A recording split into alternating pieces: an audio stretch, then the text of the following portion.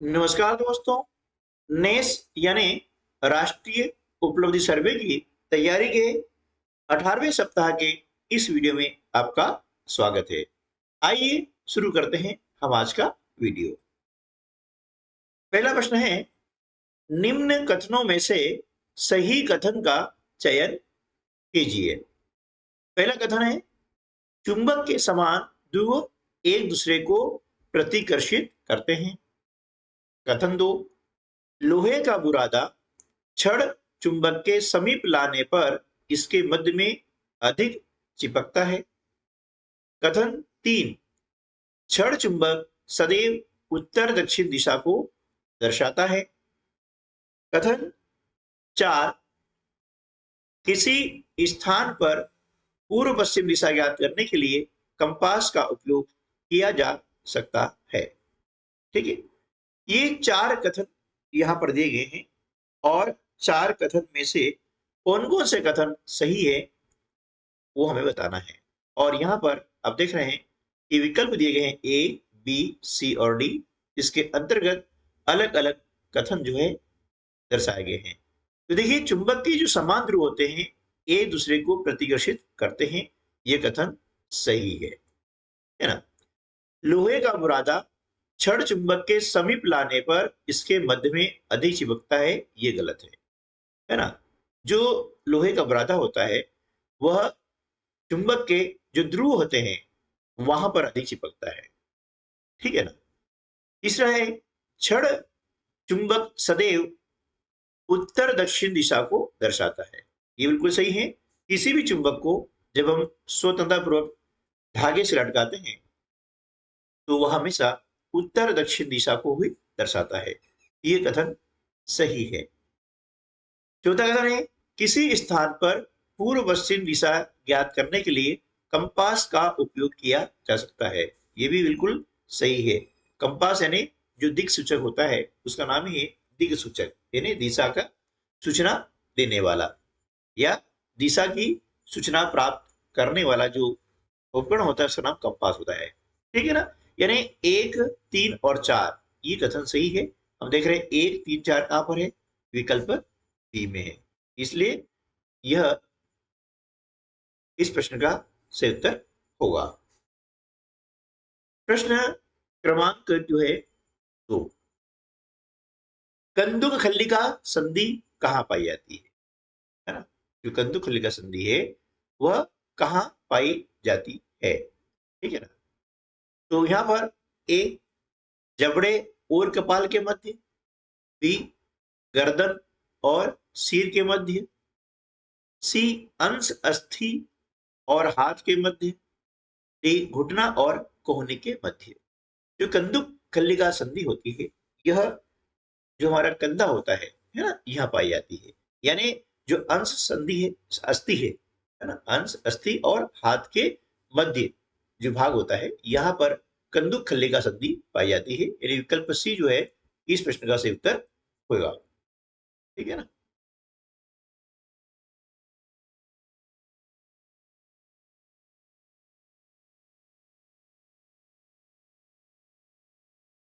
प्रश्न 3, किसी व्यक्ति के आहार में लंबे समय तक किन पोषक तत्वों के अभाव से वृद्धि पूरी तरह अवरुद्ध हो जाती है। अवरुद्ध मतलब रुक जाती है ना। तो यहां पर ए, खनिज लवण विटामिन, बी, वसा प्रोटीन, सी, प्रोटीन कार्बोहाइड्रेट, डी, वसा और विटामिन। देखिए यहां पर क्या है कि यदि किसी व्यक्ति को लंबे समय तक आहार में प्रोटीन और कार्बोहाइड्रेट नहीं मिलता है तो उसकी जो वृद्धि होती है वह पूरी तरह से अवरुद्ध हो जाती है। अगला प्रश्न है, नीचे दिए गए कथनों में से सत्य कथन का चयन करिए, है ना। यानी जो सत्य कथन है उसका हमें चयन करना है। तो ए, कांच अपारदर्शी होता है जबकि पत्थर पारदर्शी होता है, ये गलत है। कांच कैसा होता है, पारदर्शी होता है और पत्थर अपारदर्शी होता है, ठीक है ना। बी, चम्मच में द्युति, द्युति मतलब चमक नहीं होती, जबकि रबड़ में होती है। ये भी गलत है ना। चम्मच में क्या है, चमक होती है, जबकि रबड़ में चमक नहीं होती। तीसरा है सिरका जल में विलीन नहीं होता है। ये भी गलत है। जो सिरका होता है वह जल में विलीन हो जाता है, जल में विलय हो जाता है। चौथा है तेल जल के साथ मिश्रणीय नहीं है, यानी तेल जल के साथ में मिश्रण नहीं है, मतलब उसको घुलता नहीं है, उसका से मिश्रण नहीं होता है। तो ये सही है, क्योंकि तेल क्या होता है, ये जल के ऊपर तैरता रहता है। ठीक है ना। तो विकल्प डी जो है इस प्रश्न का सही उत्तर होगा। प्रश्न 5 है, विसर्पी लता के लिए सही कथन का चयन कीजिए। 4 कथन दिए हैं। ये सहायता यानी सहारे से ऊपर चढ़ जाती है ना। जो विसर्पी लता होती है इनकी विशेषताएं बताई गई है, इनमें से कौन से कथन सही है हमें बताना है। दूसरा है भूमि पर फैल जाती है। तीसरा कमजोर तने वाली सीधी खड़े नहीं हो सकने वाली है ये। चौथा है इनमें शाखाएं तने के समीप से निकलती हैं, तना अधिक मोटा नहीं होता है। देखिए जो विसर्पी जो लता होती है उसके लिए सही कथन कौन कौन से हैं। पहला ये है कि वह भूमि पर फैल जाती है, बिल्कुल सही है ना। वो क्या होगी, भूमि पर फैल जाती है। और कमजोर तने वाली सीधी खड़ी नहीं हो सकने होती है, यानी इसका जो कमजोर तना होता है इस कारण से सीधी खड़ी नहीं हो सकती है। ठीक है ना। ये दो इसकी विशेषताएं होती हैं। तो विकल्प बी जो है इस प्रश्न का सही उत्तर होगा। प्रश्न क्रमांक 6, कॉलम पहला और कॉलम दूसरा यानी फर्स्ट और सेकंड, कॉलम फर्स्ट का कॉलम सेकंड से मिलान कीजिए। ठीक है। अब यहाँ पर विभिन्न जो है मेथड्स दी गई हैं, विधियां दी गई हैं, और यहाँ पर उनका है वर्ड। ठीक है। तो हमें मिलान करना है चालन का। अब चालन जो होता है ना, इसका किसे मिलान करते हैं, चालन मतलब चालना होता है। तो इसका उपयोग करते हैं आटे से चोकर निकालने के लिए। चालते हैं, चलना होता है ना, उसमें चालते हैं तो आटे से चोकर निकल जाता है, आटा नीचे गिर जाता है और चोकर होता है वो ऊपर रह जाता है। ठीक है, ये हो गया। अब हस्त चयन यानी हाथ से हम चयन करते हैं इसके अनाज से पत्ते के टुकड़े पृथक करना, इसमें इसका उपयोग आता है। आप देखा होगा कि हमारे घर में गेहूं या चावल दाल आदि जो बीनते हैं है ना, उसमें हस्त चयन का प्रयोग होता है। और अनाज से जो भी अनाज है उससे क्या है, पत्थर के जो टुकड़े होते हैं, बारीक बारीक टुकड़े होते हैं या मिट्टी टुकड़े होते हैं, वो पृथक किए जाते हैं। ठीक है ना। निष्पावन, अब निष्पावन से क्या होता है कि अनाज से भूसा पृथक किया जाता है। ठीक है ना। और वाष्पन के द्वारा समुद्र जल से नमक प्राप्त किया जाता है। तो देख रहे हैं ए का संबंध किससे है, 3 से। ये ए का संबंध 3 से, बी का संबंध 4 से, सी का 2 से और डी का 1 से, यानी विकल्प बी जो है इस प्रश्न का सही उत्तर हो जाएगा। प्रश्न क्रमांक 7 है, अचल संधि पाई जाती है। ए कोहनी और कंधा के मध्य, बी घुटना और कूल्हे के मध्य, सी जबड़े एवं कपाल के मध्य, डी नहीं कपाल एवं गर्दन के मध्य। अचल संधि यानी क्या होता है, जो संधि हिल डुल नहीं सकती है। संधि होती है लेकिन वो हिलती नहीं है, जैसे कि कंधे की संधि होती है, हिलती है ना। अपने घुटने की संधि होती है, वो भी हिलती है। लेकिन अचल संधि ऐसी होती है जो हिलती नहीं है। ऐसी संधि कौन सी है, जबड़े और कपाल के मध्य, इन्हें हमारा जबड़ा होता है और कपाल, इनके मध्य जो संधियां होती है वे कैसी होती है, अचल संधियां होती है। प्रश्न 8, पत्ती का वह भाग जो तने से जुड़ा होता है। ए शीरा, बी पर्णवृंत, सी फलक और डी उपरोक्त सभी। तो पत्ती का वह भाग जो तने से जुड़ा होता है वह कहलाता है पर्णवृंत। ठीक है ना। अगला प्रश्न है, पर्वतीय क्षेत्रों में पाए जाने वाले वृक्षों में क्या अनुकूलता पाई जाती है। पहला है शाखाएं तिरछी होती हैं। दूसरा, कुछ वृक्षों की पत्तियां सुई के आकार की होती है। और तीसरा है फैले हुए विशाल वृक्ष हैं।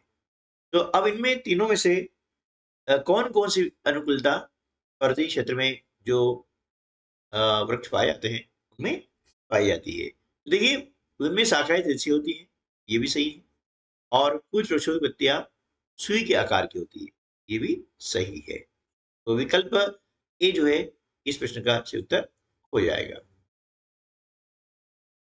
प्रश्न क्रमांक 10, चुंबकों के उचित भंडारण के लिए सही कथन का चयन कीजिए। पहला है, नाल चुंबक के ध्रुवों के संपर्क में लोहे का टुकड़ा रखना चाहिए। दूसरा, चुंबक को स्वतंत्रपूर्वक लटका कर रखना चाहिए।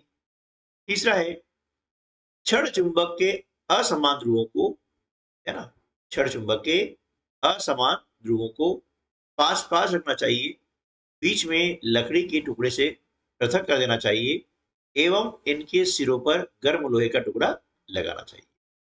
अब देखिए चुंबक को रखने का तरीका यह होता है कि जो नाल चुंबक होते हैं, इसे ध्रुवों के संपर्क में लोहे का टुकड़ा रखना चाहिए, ये बिल्कुल सही है ना। दूसरा क्या होता है कि चुंबक को स्वतः लटका कर रखना चाहिए, ये नहीं है, ये सिर्फ जो है दिशा देखने होता है, लेकिन जब बात भंडारण की आती है तो इस प्रकार का ये कार्य नहीं कहता है। और जो क्षण चुंबक होती है उसके जो असमान ध्रुव होते हैं उसको पास पास रखना चाहिए, बिल्कुल सही है। और बीच में लकड़ी के टुकड़े से इनको पृथक कर देना चाहिए, ठीक है। और इनके सिर पर नर्म लोहे का टुकड़ा लगाना चाहिए, ये कथन भी सही है। यानी पहला और तीसरा कथन, यानी विकल्प बी जो है इस प्रश्न का सही उत्तर हो जाएगा। प्रश्न 11, विभिन्न जैव प्रक्रमों के फलस्वरूप शरीर से अपशिष्ट पदार्थों के निष्कासन के प्रक्रम को क्या कहते हैं? ए उत्सर्जन, बी प्रजनन, सी उद्दीपन, डी उपरोक्त में से कोई नहीं। तो अपशिष्ट पदार्थों के निष्कासन का जो प्रक्रम होता है उसे कहते हैं उत्सर्जन। प्रश्न क्रमांक 12, निस्तारण विधि के लिए सही कथन का चुनाव करें। पहला है, द्रव तथा उसमें अविलेय पदार्थों के अवयवों को पृथक करना। दूसरा है, रेत व जल मिश्रण में से रेत के बाहरी कण पृथक करना। तीसरा है, वायु के झोंकों द्वारा मिश्रण से भारी तथा हल्के अवयवों को पृथक करना। तो देखिए जो निस्तारण विधि होती है उसके लिए सही कथन कौन सा है ना, निस्तारण के लिए सही कथन कौन सा है कि रेत और जल का जो मिश्रण होता है इसमें से रेत के भारी कण पृथक हो जाते हैं, ये नीचे बैठ जाते हैं और जल को निस्तारित कर ले जाता है। यानी केवल जो कथन 2 है ये निस्तारण विधि के लिए सही है, ठीक है। अगला प्रश्न है, दिए गए कथनों में से सही कथन का चयन कीजिए। पहला है, उत्क्रमित परिवर्तन में पदार्थ परिवर्तन के पश्चात पुनः पुरानी अवस्था में आ जाता है। दूसरा है, कागज को मोड़कर हवाई जहाज बनाना उत्क्रमित परिवर्तन है। तीसरा है, दूध से पनीर बनाना उत्क्रमित परिवर्तन है। तो देखिए अब इसमें क्या होता है कि उत्क्रमित परिवर्तन में पदार्थ परिवर्तन के पश्चात पुनः पुरानी अवस्था में आता है, बिल्कुल सही है। अब देखो उत्क्रमित परिवर्तन होता क्या है, यानी जैसे मान लीजिए एक स्प्रिंग है, स्प्रिंग को आपने खींचा तो उसमें परिवर्तन होता है ना, लेकिन जैसे स्प्रिंग आप छोड़ देंगे तो पुनः अपनी पुरानी अवस्था में आ जाती है, इसे कहते हैं उत्क्रमित परिवर्तन। तो अब देख रहे हैं कि यहाँ पर कागज मोड़ लिया आपने, हवाई जहाज बना लिया है। अब हवाई जहाज बना लिया है, इसमें भी कागज को फाड़ा नहीं है, नष्ट नहीं किया है, तो वापस पुनः हम कागज के रूप में इसको प्राप्त कर सकते हैं, तो ये कथन भी सही है। लेकिन दूध से पनीर हमने बना लिया और हम चाहें कि पनीर से और दूध बन जाए, ये संभव नहीं है, इसलिए ये कथन गलत हो जाएगा। यानी कथन 1 और 2 सही है, और कथन 1 और 2 सही कहां पर है? विकल्प सी के अंतर्गत, इसलिए विकल्प सी इस प्रश्न का सही उत्तर होगा। प्रश्न क्रमांक 14, वन किन परिस्थितियों के लिए उत्तरदायी नहीं है ना? ए औषधीय पौधे उपलब्ध कराना, बी इमारती लकड़ी उपलब्ध कराना, सी बाढ़ की स्थितियां उत्पन्न करना, डी वर्षा के पानी को अवशोषित कर भूमिगत जल के स्तर को बढ़ाना। अब देखिए ये सारी चीजें औषधि पौधे प्राप्त होते हैं हमें उनसे, कीमत लकड़ी प्राप्त होती है, वर्षा पानी को अवशोषित करके भूमि जल के स्तर को बढ़ाते भी हैं। लेकिन बाढ़ की जो स्थिति उत्पन्न होती है वह वनों के द्वारा नहीं होती है ना, इसके लिए वन उत्तरदायी नहीं है। अगला प्रश्न है, कॉलम एक का कॉलम दो से मिलान कीजिए। ठीक है ना, कॉलम एक कॉलम दो है, यह है उत्पादक। अब उत्पादक कौन है? उत्पादक होते हैं पौधे। ठीक है ना, उपभोक्ता कौन होता है? मनुष्य और पशु। अपघटक जीवाणु और कवक। ऊर्जा का स्रोत सूर्य। यानी ए का संबंध किसे? तीन से हुआ, और बी का संबंध एक से, है ना, बी का संबंध एक से, यानी विकल्प सी जो है इस प्रश्न का सही उत्तर हो जाएगा। प्रश्न 16, किस प्रकार के पेड़ सीवेज तालाबों के किनारे लगाए जाने पर अपशिष्ट जल को काफी तेजी से शुद्ध करने में मदद करते हैं? ए यूकेलिप्टस के पेड़, बी नीम के पेड़, सी पीपल के पेड़, और डी आम के पेड़। तो यहां पर सही उत्तर हो जाएगा यूकेलिप्टस के पेड़। प्रश्न 17, हैजा और टाइफाइड रोग किसके द्वारा उत्पन्न होते हैं? ए जीवाणु द्वारा, बी विषाणु द्वारा, सी रोगाणु द्वारा, और डी कीटाणु द्वारा।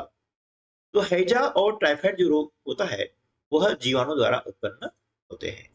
ठीक है, तो आज की वीडियो में बस इतना ही, मिलते हैं अगले वीडियो में, तब तक के लिए नमस्कार, जय हिंद।